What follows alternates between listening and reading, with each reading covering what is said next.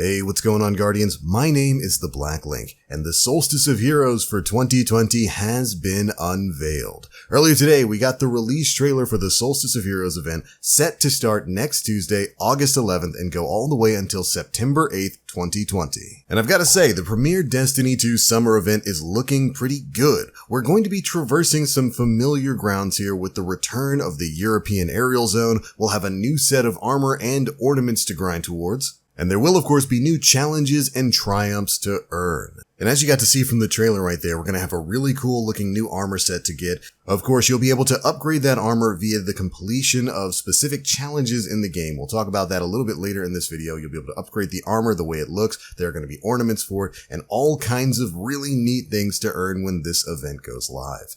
And now, as usual, Bungie also put a website for the Solstice of Heroes live as well that gives us a bit more information about what exactly we'll be doing. In particular, I'm really happy about the return of the European aerial zone. That was available in the Solstice of Heroes event last year. And it was honestly a pretty fun activity. I was super sad to see it go, and it's kind of been weird that they haven't utilized that entire environment since. Glad to see it's coming back with the Solstice of Heroes here.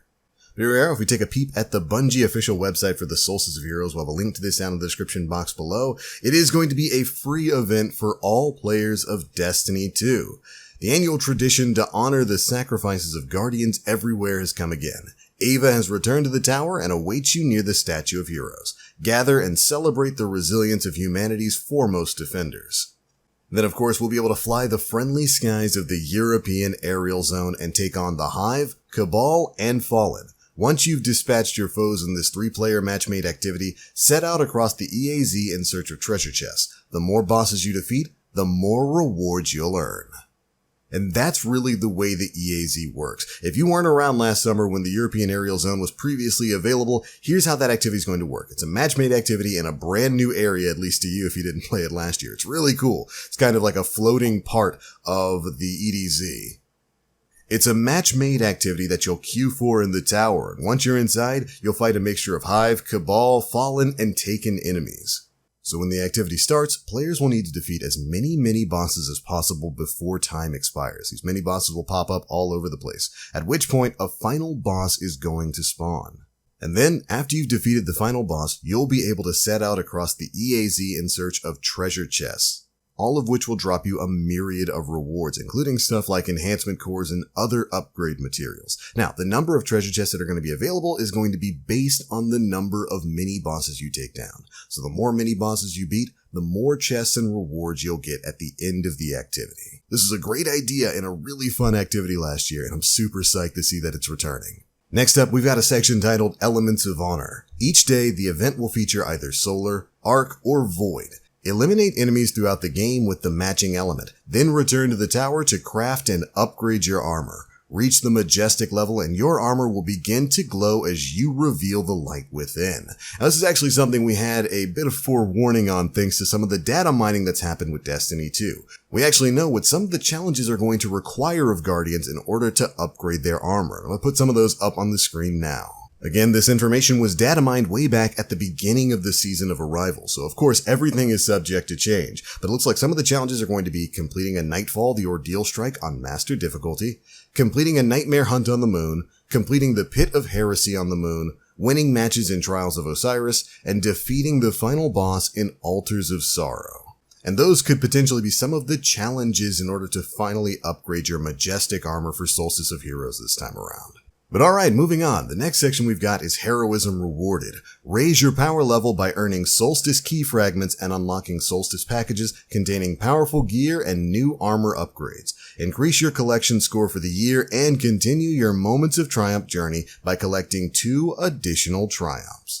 Now, this is again a system that's returning from Solstice of Heroes last year. Last year, you could get Solstice key fragments in a number of ways, one of the easiest of which was just to complete bounties or get them from the chests at the end of the European aerial zone activity. And just to show you that not much has changed in the world of Destiny 2, AFK forge farming was also another great way to earn those key fragments. But, of course, with the recent way Bungie changed forges so that you can't just AFK and auto-queue for them anymore, that's probably not going to be the case this time around. But anyways, you'll be farming up these key fragments, earning yourself Solstice packages, and then using the key fragments that you've earned in order to open those packages and get the rewards within. But speaking of rewards, that's not the only thing you're going to be earning by playing Solstice of Heroes. All players who finish the Solstice Begins quest will also unlock a free Solstice of Heroes music track, which of course you'll be able to redeem by logging into your Bungie Rewards account. Finally, of course, it isn't a Destiny 2 event without a bunch of brand new stuff in Eververse. And so Eververse is celebrating with new accessories, emotes, and a smashing new finisher. There are also new universal ornament sets to make any legendary armor look like Solstice gear. And of course, that gear glows. The glow changes color with your subclass, so no matter what element the situation calls for, you can be sure your fire team never loses sight of you. So of course, there will be new things to earn in the Eververse store. But alright, there we go, Guardians. The Solstice of Heroes is almost here. Again, it begins next week, next Tuesday, August 11th at reset time. And ultimately, I'm pretty happy with the way the event looks. Really psyched about the European Aerial Zone returning, and I can't wait to get my hands on some of that Majestic gear. Though, I'm really not looking forward to doing a Grandmaster Nightfall or whatever to get that challenge finished. I kind of wish that they would have kept Lake of Shadows as the Nightfall next week rather than this week. Makes me a little bit sad.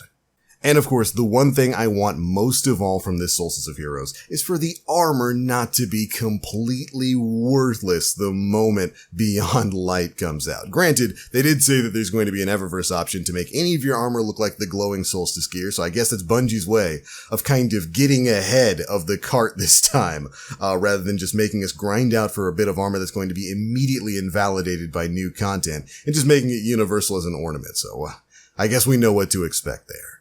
But anyways, Guardians, that's the news about Solstice of Heroes. I hope you all are as excited for the event as I am. And if you aren't, or are, be sure to let me know how you feel down in the comment section below. How do you feel about the event? What would you like to see this time around? Are you going for the armor? Are you going to go for the armor on all three characters? Be sure to let me know. If you enjoyed the video, feel free to drop a like, make sure you subscribe, and hit that notification bell to stay up to date with all the latest stuff we're putting out. But I'm out for now.